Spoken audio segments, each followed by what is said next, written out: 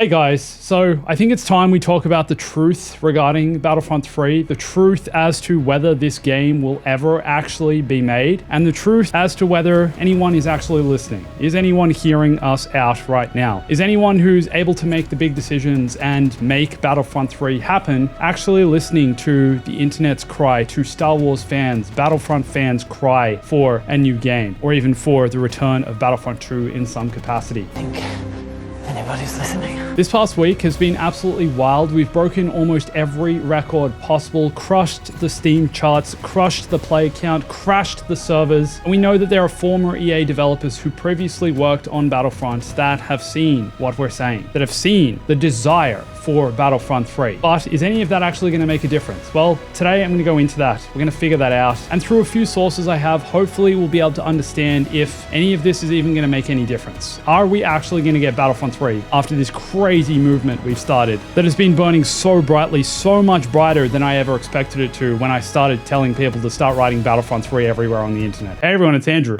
Now, based on the sources I have and some of the people I have contact with who work in the gaming industry, the short answer is yes, they are listening. But are the right people listening? Well, a lot of people have been calling for EA to make Battlefront 3 or to bring Battlefront 2 back. Now, unfortunately, calling on EA to do such things isn't really going to do too much. EA don't actually own the Battlefront IP. That is owned by Lucasfilm. So even though EA are the ones responsible for making and creating, developing Battlefront 1 and 2, 2015 and 2017, they can't really do anything without the approval of Lucasfilm. Even if they were to come out now and make a statement, it's still not really an official statement considering all of those decisions are up to Disney and Lucasfilm. It's up for them to greenlight these kind of projects and make announcements from their internal team. EA are basically just the publishers and developers. They're the ones who make the game that Lucasfilm tells them to. So I just want to preface with all of you, when you've seen comments and tweets from former developers saying they want to return and work on Battlefront 3, and if Battlefront 3 was being made, they would in a heartbeat jump and return to work on that franchise and that game, that doesn't mean anything necessarily is going to happen. They're not necessarily the ones that make the decisions. However, I will say they do, of course, have contact with Lucasfilm. And because they're expressing their love for Battlefront and their love that they would return to the franchise to work on a new Battlefront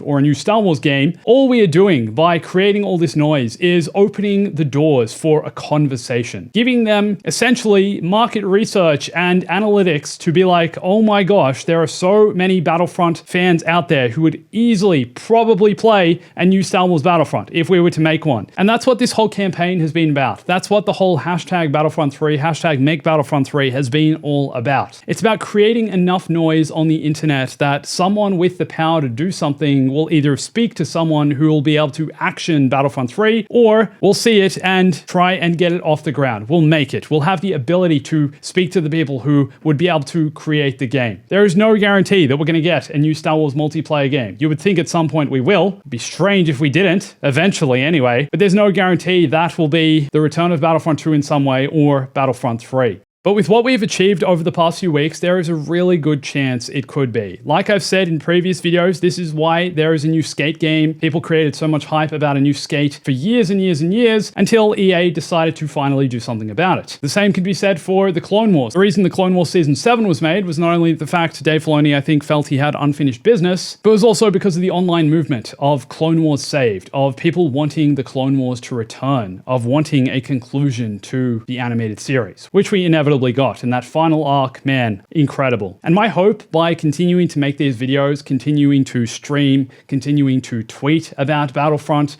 continuing to post silly things on Instagram about Battlefront, is to continue to make enough noise that the right person is going to see this, hear this, and do something about it. The reality is, though, as far as we know, there is no Battlefront 3 just yet. And as far as we know, there's no multiplayer Star Wars game in development that we know of. Who knows what Lucasfilm Games are hiding? Who knows what they're doing behind the scenes? But at this stage in time, I think we need to realistically understand that even if they do end up going and making a new Battlefront or renewing Battlefront 2 in some way or whatever it's going to be, that is going to be somewhere way down the line. This thing isn't going to see the light of day and probably reach us until 2028, 2029, 2030, or even beyond. Making a new Battlefront game, especially one that I think is able to compete or in some ways be better than Battlefront 2, I think would take at least 5 years to develop. I'm no game dev. I don't know too much about that stuff, but 5 years feels like a realistic amount of time to expect a game as big and as large scale as Battlefront 2 or Battlefront 3 to be made. And I just hope we all have realistic expectations around that. Us returning to Battlefront 2, talking about Battlefront 3, smashing the player counts, crashing the servers, generating endless amount of memes, how the fans feel after uniting and making the servers crash. All of this probably isn't going to have any immediate impact that we're going to see. It's not going to be something that's made public anyway, because as history goes, Lucasfilm doesn't really announce things until they're a sure thing, and even then it's a bit shaky. I mean, look what happened with Rogue Squadron, the movie. That hasn't seen the light of day and probably never will. And of course, Star Wars has a history of cancelled projects, but heaps of them were kind of already in development, and I really wouldn't want them to be like, okay guys, we'll make Battlefront 3, and then in 5 years' time we find out it's cancelled.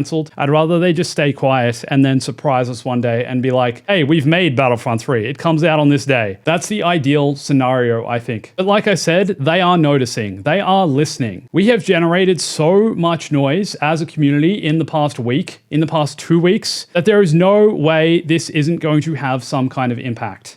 Even at the next EA shareholder meeting, the public earnings call they hold once every quarter, I'm really curious to see if any of the investors ask any questions about Battlefront and about the potential for Battlefront 3, considering the renewed excitement in the franchise and the renewed hype around Star Wars right now. EA, on their side of things, and I assume Lucasfilm sees this as well, would have likely seen quite a spike in sales for Battlefront 2, meaning they're making more money off a game that's 8 years old because of all of us, because we've been playing it, because we've been building this hype and excitement around it, and that's going to show up on some balance sheets. So the people who work at Lucasfilm and EA and aren't necessarily even gamers or know what's happening in the gaming space, the ones that look at the spreadsheets, the ones that take care of the business side of things, the money side of things, because of what we've done in the past few weeks and the increase in players in Battlefront 2, they're going to see this on their spreadsheets, in their analytics, in their data tracking. They'll see the changes in their revenue and be like, huh, I wonder how that happened. Oh, it looks like there's more interest in Star Wars, especially in Star Wars multiplayer games. Oh, what's a good Star Wars multiplayer game? Battlefront 2. Maybe we should make Battlefront 3, or convince whoever makes these decisions to make Battlefront 3. Do it. And I think it's realistic that we can expect that's what's going to happen, that they have noticed this, that they will notice if they haven't already. It's clear based on what's been said by former Battlefront 2 developers that they have noticed. And what we've done is basically give people like them the ammunition to go internally, to do something about this between Lucasfilm, between EA, or whoever ends up making Battlefront 3, if it ever does get made. We've given them the ammo to make something of this, so all I have to say to them now is please, in the wise words of Cassian, Make it worth it. The thing is as well that I think we should all remember is we know that there was previously a pitch for Battlefront 3 which was turned down internally. I don't know if this was an EA thing, that EA didn't necessarily want to do it because they wanted to move away at the time from working with big IPs such as Star Wars, such as FIFA, for example. It's why FIFA is not called FIFA anymore. But obviously they're doing that in the single player space, so I don't really see the difference with the Jedi games, with Zero Company. They're doing it with Marvel, with the Iron Man game that's being made by Motive. EA are definitely working with a bunch of different IPs, so why not make Battlefront 3? But I just think it is important to remind everyone that yes, this has been pitched before and turned down. It never became a thing, unfortunately, and that was around the time of Battlefront 2's cancellation. Dennis Brandvold, the lead dev on Battlefront 2, previously admitted that he didn't stay at DICE because they didn't let him make Battlefront 3. I don't know if this was just a cheeky joke. I'm sure there was some seriousness in it, but also perhaps that was at a time when the player count was going down, where less and less people were playing and where they couldn't really justify making a new one. We now have 8 years of research, or 10 years. EA Battlefront 1 came out in 2015. And with the crazy spike in the play count we've seen over the past few weeks, there is clearly renewed interest. And this hopefully allows them to pitch the argument that, hey, we can make another one and it would be successful and it would make a lot of money. I think they definitely need to also get the monetization model right. And I think there are a number of ways they could potentially go about this. First of all, if you're going to do microtransactions, get them right. Don't release a $70 game and then lock Darth Vader or someone like that behind a paywall. I think there's also the free-to-play option to consider and just have everything unlockable as cosmetics. Or perhaps you do something in the middle where you pay for the game, maybe it's not as expensive as a full-priced AAA game, but then there are other microtransactions you have somewhere in there, such as paying for different skins for clone troopers, for Vader, for whoever. There's also, of course, the option of just releasing the game finished and it's a one-time purchase and you get everything. It's hard to know which route they choose to take here, of course, but I understand they'd need to develop a long-term monetization model to make the game profitable long-term and to keep players coming back and perhaps spending more money, if that's the way it has to be. That needs to be incentivized though. My idea around this is to have limited time events, similar I guess to what Fortnite does, where certain game modes or things in the game are only available for certain periods of time. It adds that sense of urgency, brings players back to see the new content, and I think keeps the gameplay loop for more casual players exciting. The other option would be to do something like a persistent universe, similar to Helldivers, where the efforts of the players impact the world and the decisions that are made in the development cycle. I would love to know more of your ideas for Battlefront 3. If you have some, leave them in the comments. I'm going to make a video going over heaps of them at some point. But for now, please continue to be respectful. Please don't harass developers or message them online. Leave them be. And please keep creating noise about Battlefront 3. The more noise we continue to make into the future moving forward, the higher chances we have of it being made. I'm genuinely excited about the possibility of it being made, and we need to continue to talk about it to turn this dream into a reality. I've been in this fight since I was 6 years old. What do I sacrifice for Battlefront 3? Everything. Let's keep it going, guys. For more Star Wars and Battlefront, watch this video here. Also, come follow me on Instagram, Twitter, join my Discord and TikTok. If you're playing the Epic Games Fortnite stuff, please use my code BOMBASTIC. Subscribe if you're not already, and thanks for watching this. My name's Andrew, and always remember, stay bombastic.